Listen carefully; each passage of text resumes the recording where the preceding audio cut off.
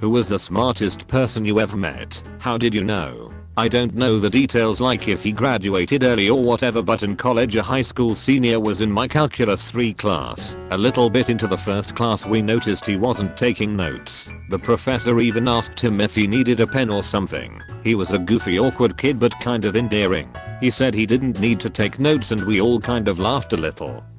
The professor said, well, okay, but I really suggest you take notes, and continued the class.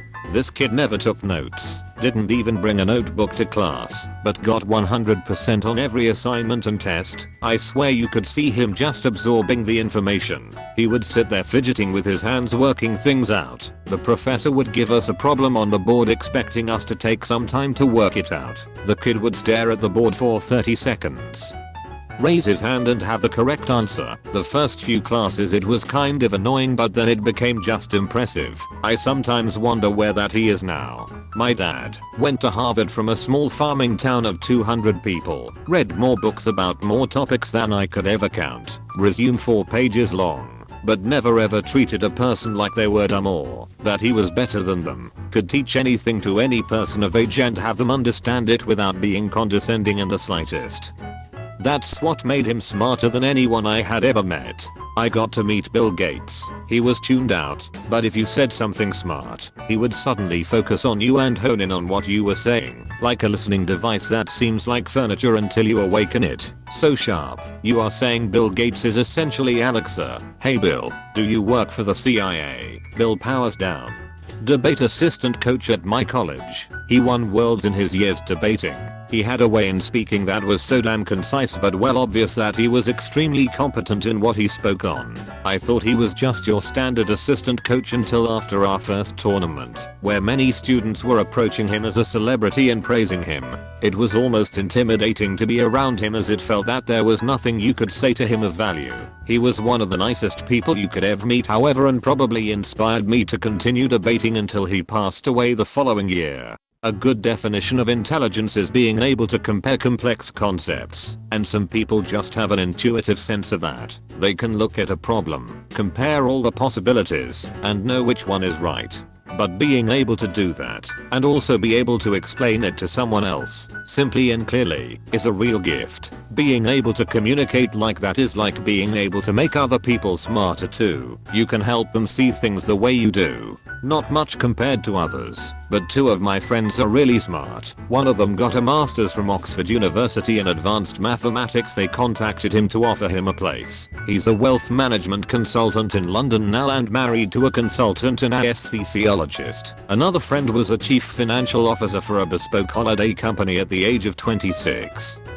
Super smart. I knew he would be successful when he memorized every special move for every character on Tekken as a kid and was unbeatable. Not bad considering we are from a small rural town. Classmate in law school, had a PhD in science with kids from grade school, got highest exam on bar, highest grades in law school. He was a very sweet person. The way he answered questions, it was entirely obvious he was an absolute genius. He respectfully answered questions without coming across as a know-it-all. Everyone annoys me, but this guy was an angel, a term one of his employers, my older cousin, used. Smart guy, started a law firm and is kicking butt. A classmate of mine makes links between ideas and texts and disciplines astonishingly quickly. We'll be in a tutorial and, while I'm struggling to even get my head around the basic material, she's asking questions which are PhD worthy according to the lecturer. Also, she can break down complex ideas into tiny understandable parts for the rest of us average people, lol. My dad grew up in poverty, won scholarships to top universities, studied engineering, so intelligent that he dreamed in mathematical equations, but so kind that everyone loved to be around him and most had no idea of the scope of his intellectual and professional accomplishments. He died 2 weeks ago unexpectedly. The literal international outpouring from his colleagues and childhood friends was astounding. I will miss him for my whole life. Edited to add, my dad taught me calculus, imaginary numbers, physics, how to play beer pong, and how to know when to dump my lame boyfriend. He was always at the forefront of technology but didn't quite understand Reddit. He would be bemused and skeptical to know this is my top Reddit comment. To me, it seems totally fitting. Sounds cheesy, but my father used to hold the world record for the most top grades ever received. In the 80s, Britain's education system is different now, and once won all the subject prizes apart from one. At his school there were prizes for the person who received the top mark in each subject, and the only one he didn't win was geography, and went to a top exclusive grammar school. Then went on to be awarded a full scholarship to Cambridge, the joint best university in the UK with Oxford, and got a job in a pretty high bank as soon as he graduated. However, socially he is extremely awkward and was recently diagnosed as autistic, which explains a lot of his personality, as if it wasn't for my mother and his hobby of playing chess, which my mum pushed him to join a club, he wouldn't have any friends. However, my mum makes up for it. A kid 2 grades below me is super intelligent. He's allergic to a lot of food items though. We always joked he dumped all his skill points into intelligence and none into basic life function. He hawkinged himself.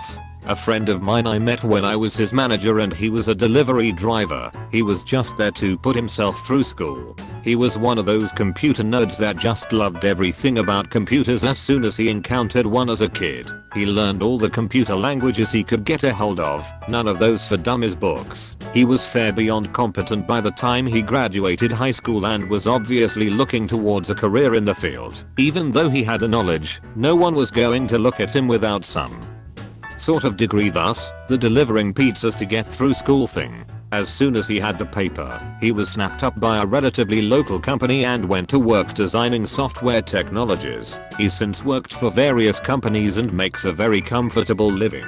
The computer bit isn't even the thing that makes him smart. I know a lot of incredibly smart people, including 2 legit geniuses. This guy just has a way of grasping what you say on an intuitive level pretty much as soon as you say it. This is the kind of guy who will never tell you he's got a high IQ or even bring it up. He doesn't have to. You couldn't talk with him for but a few sentences before it's obvious. The best part is that he's also quite socially adept and hilarious in conversation. None of that awkward genius routine. I think this guy hacked real life. This uncle of mine when I was 4 who stole my nose. I have a friend who I met during my A-levels. We both studied graphic design and computing. The man is a straight up wizard as far as I'm concerned. During our A-levels he didn't like the programming language we were being taught, or decided that it wasn't suitable for his project, so he went and taught himself a different one for the exam, and passed well. He also got a first at uni, I believe. Meanwhile I got exactly 1 mark in my programming exam because I'm basically retarded.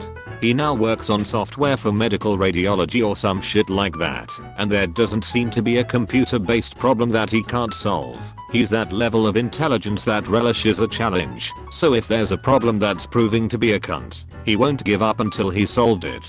I ended up as a graphic designer because it's a job that can be done by half-eaten corned beef sandwich. Really the clincher for me that he is the smartest person I've met is that I genuinely have admiration for him. I'm a rotten bastard, so, except for family, I give myself little time to admire or respect other people, so the fact I do so is pretty telling. My brother likes to give him shit for being a bit of a stereotype for programmers, underweight, pen as fuck, etc. And normally I'll join in with a piss take as quick as anyone, but I will absolutely defend this cunt for hours. He's also a really nice dude. I just kind of hope he doesn't see this post because I have a reputation to uphold as a miserable prick.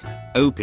Because he saw the other AskReddit post and knew he could change 1 word and reap the karma. Or theoretical astrophysicist professor. He's like mega fucking smart and my friend's husband, so I don't see the nerdy professor part. I generally see the guy who is interested in glass art or 3D printers and playing Cards Against Humanity. It's when he starts talking about his work I'm so out of my depth, but he's like a real life Sheldon. They ask me how well I understood theoretical physics. I said I had a theoretical degree in physics. My grandpa, he dropped out of high school when he was 17 and was very much a basic blue collar man. But my god, he was smart. I was struggling with a trig problem once when I was in high school and he just picked up the book, read the example instructions and solved the problem for me in 10 minutes and explained it to me.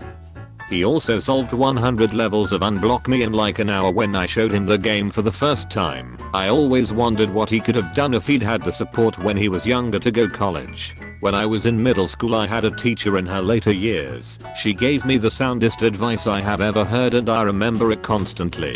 Don't marry someone you can live with. Marry someone you can't live without. But I can't marry my mom. Not with that attitude. My grandfather, he grew up in China, survived the Nanjing massacre, won the Boxer Indemnity Scholarship to come study biology in the US, and had an incredibly promising career. While studying, he was asked to do a lecture on the sodium-potassium pump. He prepared for days, read every piece of literature he could find, and came to the conclusion that the theory could not possibly be correct. In his presentation, he began presenting his findings and was subsequently cut off and ushered out of the presentation.